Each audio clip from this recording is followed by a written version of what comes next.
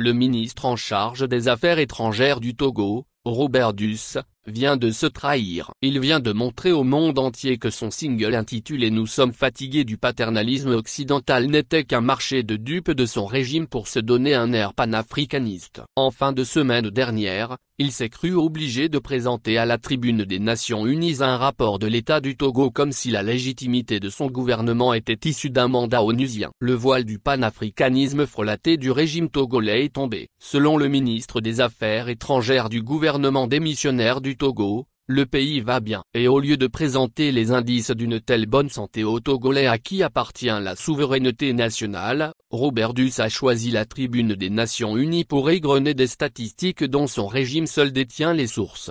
Mais au-delà des contre-vérités évidentes contenues dans les propos du ministre, c'est également et surtout la forme de l'exercice qui soulève une question fondamentale. Le régime au pouvoir pense-t-il que le Togo est sous mandat des Nations Unies ?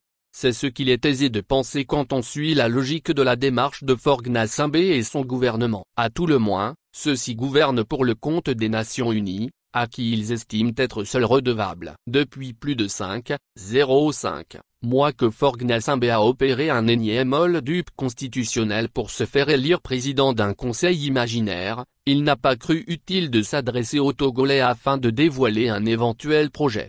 Celui qui brille constamment par son absence aux côtés des citoyens, était apparu le 6 mai 2025 dans un simulacre de cérémonie de prestation de serment et comme à son habitude, s'est retranché dans son palais présidentiel. Le désormais monarque du Togo n'a pas jugé opportun de dresser un bilan de ses 20 ans de pouvoir pour laisser les Togolais apprécier de même la situation du pays même si la réalité parle d'elle-même. Même les récentes manifestations dénonçant l'état chaotique du pays et la Ve République, lesquelles manifestations ont été réprimées dans le sang, n'ont entraîné aucune réaction publique de Faure Gnassingbé. En plus de 20 ans de pouvoir, le fils du père ne s'est jamais livré à un exercice consistant à présenter l'état du pays aux citoyens togolais. Subitement, c'est à la tribune des Nations Unies que le ministre Robert Duss apparaît pour présenter un état du Togo à une poignée de diplomates. Et au regard de la manière dont celui-ci s'est appliqué à l'exercice, il était aisé de croire qu'il espérait une approbation de son rapport par les Nations Unies. Tout porte donc à croire que le régime RPT-UNIR exerce son pouvoir par une procuration onusienne. Ce qui pourrait expliquer son mépris à l'égard des citoyens togolais, son harcèlement des voix critiques et les centaines de prisonniers politiques qui croupissent dans les geôles du pays, dont certains gravement malades et d'autres décédés.